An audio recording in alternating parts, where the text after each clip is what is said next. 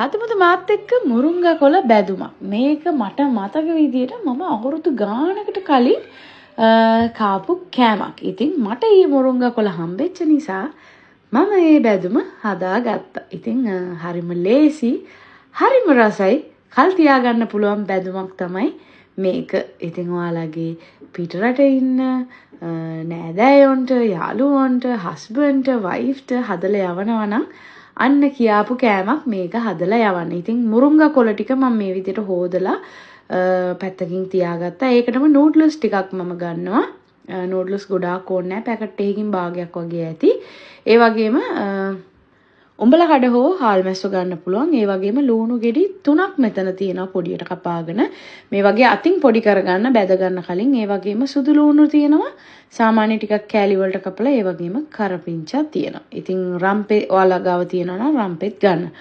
මුලින්ම ඉතින් ලුණු ටික තමයි බැද ගන්න ඕනේ. අවශ්‍ය ප්‍රමාණයට තෙල් එකතු කරලා තෙල් ටික රත් වෙනකොට ඒකට ලුණු ටික දාලා බැද ගන්න.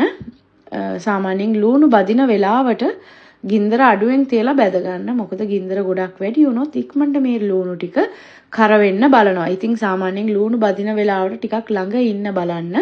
ලුණු ටික යාන්තමට දුඹුරු පාට වේගෙන එනකොට ඔයගොල්ලෝ හැඳි ගන්න පටන් අරගෙන ලුණු ටික බැද ගන්න. මොකද නැත්තම් ලුණු ටික ඉක්මනටම අපි මේ පැත්ත බලලා මේ පැත්ත බලනකොට කළු වෙලා යන නිසා. මේ වගේ ගාන වෙනකොට හැඳි ගාලා ළඟම ඉඳලා ලුණු ටික මේ වගේ අයින් කරගන්න. සාමාන්‍යයෙන් මම ලුණු මෙහෙම බැද්දම පොඩ්ඩක් මේ ටික ඔක්කොම මම හැන්දෙන් පොඩ්ඩක් පොඩි කරනවා. මොකද සාමාන්‍යයෙන් ලුණු කියන්නේ තෙලේ බැද්දම ගොඩාක් තෙල් එකතු වෙන කෑමක්නේ. ඉතින් ඒ වගේ පොඩ්ඩක් පොඩි කරාම අර තියෙන තෙල් චුට්ටක් අඩු වෙන නිසා. ඊගාවට මම මේකේ බැදගන්නේ සුදු ලුණු ටික. ඒ වීඩියෝ එක මගේ අතින් රෙකෝඩ් වෙලා නැහැ. සුදු ලුණු ටිකත් රන්වන් පාට වෙනකන් බැද ගන්න. ගොඩාක් වෙලා බැද ගන්න ඕනේ නැහැ. තෙල් රත් වෙලා තියෙන නිසා දාලා තප්පර 30ක් වගේ යනකොට සුදු ලුණු ටික ටක් ගාලා බැදෙන නිසා. සුදු ලුණු ටිකයි කරපිංචා ටිකයි මම එකට බැදගත්තේ. ඊට පස්සේ මුරුංගා කොළ ටිකත් මේ වගේ විනාඩියක් එකමාරක් විතර තෙලේ බැදගෙන ඒ ටිකත් මම අයින් කරගන්නවා.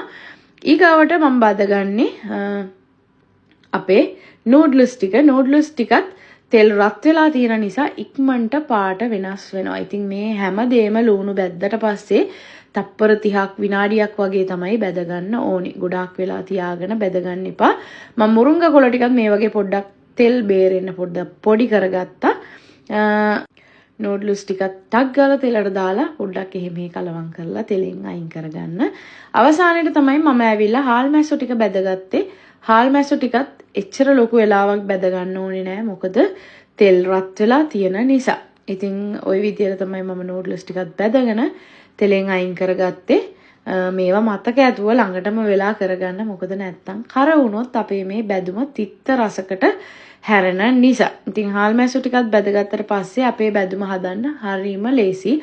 ඔයාලා ගාව තියෙනවා නම් ඔයාලට මේකට කජු ඒ වගේම රට කජු එහෙමත් එකතු කරන්න පුළුවන්. ඉතින් මම මේ දේවල් නැතුව තමයි මේ බැදුම හදාගත්තේ. ඒ වුණාට හරිම රසයි. ඉතින් හාල් මැස්සෝ ටිකත් මම දැන් බැදගෙන ඉවරයි. මම ඇවිල්ලා දැන් බැදුම හදාගන්න තමයි ලෑස්ති වෙන්නේ. මේ ටික ඔක්කොම පැත්තකින් තියාගෙන දැන් හදමු අපේ මුරුංගා කොළ බැදුම. ඉතින් භාජනයක් ලිපේ තියලා ඒකට මම තෙල් තේ හැන්දක් වගේ වෙන්න තමයි එකතු කරන්නේ. ගොඩාක් තෙල් එකතු කරගන්න ඕනේ නැහැ. මොකද දැනටමත් තෙල් ගොඩේ අපි අර හැම දෙයක්ම බැදපු නිසා. ඉතින් තෙල් චුට්ටක් මෙහෙම භාජනයට එකතු කරලා ඒ තෙල් ටික රත් වෙනකොට මම මේකට එකතු කරගන්නවා කෑලි මිරිස්. ඔයාලා සැර කන ප්‍රමාණය අනුව මේක අඩු වැඩි කරගන්න පුළුවන්. ඉතින් මම තේ හැඳි එකමාරක් වෙන්න වගේ තමයි කෑලි මිරිස් මේකට එකතු කරගත්තේ. කෑලි මිරිස් ටික එකතු කරගත්තට පස්සේ මේකට රස අනුව ලුණු එකතු කරගන්න. ලුණුත් එකතු කරගත්තට පස්සේ හොඳට මේක තප්පර 10ක් වගේ මේ තෙලේ කලවම් කරගන්න තමයි තියෙන්නේ.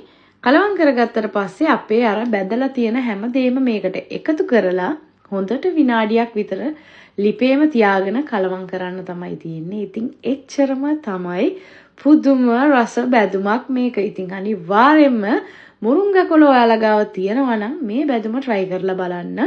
මාරම රසයි. ඉතින් කල් තියාගන්නත් පුළුවන් මේක හදාගත්තොත් ඔයාලට.